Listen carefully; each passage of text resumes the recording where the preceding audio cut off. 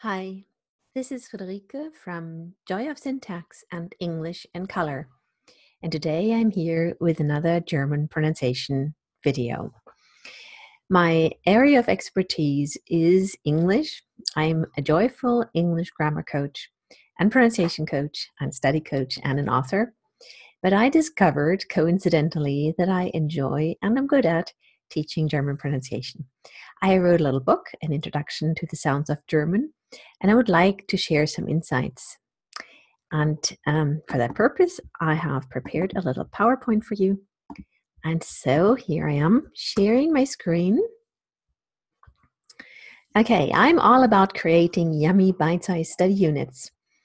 And the purpose is to create ease and flow in speech for you. Let's see. This is an overview of all the German vowels that exist. It's from my little book, which you can buy by going to my website and clicking on the buy button. Anyway, so look at this. We have a long and a long high front vowel. And this is the front vowel when it occurs in a stressed syllable, and here it is when it occurs in an unstressed syllable. So Igel, wieso. And there are two umlauts which go with these long, close, high front vowels. Then there is a half-closed front vowel, which is represented by the word Esel. And then there is the umlaut that goes with it, and it's represented by the sound Töne. And finally, we have the half-open front vowel, Mädchen, and I'll say a little bit more about that in a minute. And then the umlaut, which is Löffel. And there is a cool little trick that you can use in order to learn to produce these three umlauts, and I'm about to share that trick with you. Here we go. Let's start with the top one. I as in Igel. So you say Igel, Igel. You see my lips are my mouth is not open. My lips are a little bit spread, but there's not tension in the lips. There is tension inside of my mouth. It's a static vowel. It's a flat static vowel with tension in the palatal muscles. It's not a relaxed sound as English green. Igel, Igel. Igel. So you say Igel, and then you focus on the I. Igel, I. Now feel how the tongue is very close to the palate.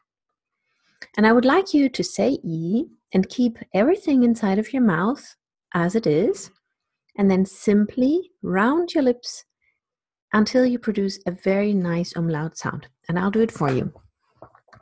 Igel, Iu, Mühle, Mühle. Igel, Iu, Mühle. Now, when I practice the sound with beginners or learners, I purse my lips a lot. They're very pointed. Now, when you've become used to the sound, you will be able to produce it with less tension and with less of a pointy mouth. You can somehow tighten the muscles inside of your lips more, but don't worry about that now. One thing you could actually also do is you can try to whistle. And then you have this very pointed mouth. So you go, Iu, Mühle. Try it. Have fun with it. So, der Igel, Iu, Mühle. Mühle. Next sound. We say der Esel, donkey. Lovely animal. I love donkeys. Esel, Esel. The mouth is a little bit more open as for the Igel, Esel. You open up a little bit more, but not much. It's a half-closed vowel. So say Esel, E. Now keep everything inside of your mouth, everything as is, and then simply round your lips until you have a sound like Iu, tun. Esel, iu, tun, tun. Compare this one and that. So we have Mühle, Töne, Mühle, Töne. Don't get stressed out if you don't hear the difference yet. Just listen to this until it feels good to you. Okay, so 2 down, 1 to go. Das Mädchen, girl. And here we have a little bit of a problem. This sound actually is very similar to the sound that occurs in English, British English, red. It's a half open front vowel, red, red, Mädchen. It's not quite the same sound, and it also, of course, depends on the environment, the phonetic environment. And there is this interesting feature that allegedly we always say Mädchen, but lots of people actually pronounce this word with the vowel sound in Esel. So you will hear Mädchen and Mädchen. I actually tend to say Mädchen. Anyway, but let's for now say Mädchen, which lots of people do. Mädchen. And then you round your lips. Löffel. Löffel. Okay. Mädchen. Löffel. Here are the 3 umlauts, front vowel umlauts. Die Mühle, die Töne, der Löffel. Okay, let's move on and give you example words for all 6 sounds. I'll just say them, and you can always stop the tape, stop the video, and then repeat until you feel comfortable. Der Igel, riechen, Ida, spielen, die Liebe, lieben, das Sieb. Die Mühle, Übung, üben, Kühe, Blüte, Mühe, kühn. Der Esel, Beere, Leere, lehren, leer, die Ehre. Notice here in leer, we don't have a post-vocalic R. High German doesn't have a post-vocalic R. But in Ehre, you hear the R because the R is considered to be the beginning of the second syllable. So this is not a post-vocalic R, so we pronounce it. Lehren, lehren. This means to empty out, and this means to teach.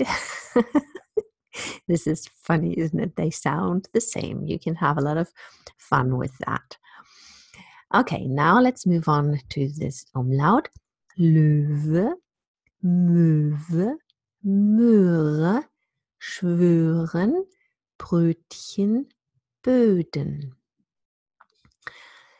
Here, some of the words can be pronounced in 2 different ways, and I'll say the sound first.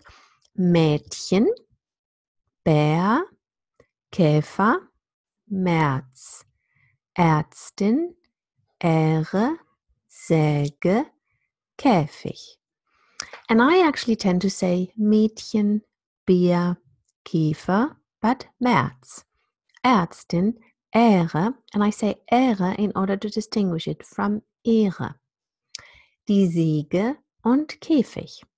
Crazy, I know, I'm sorry, but I think you need to be ready for that.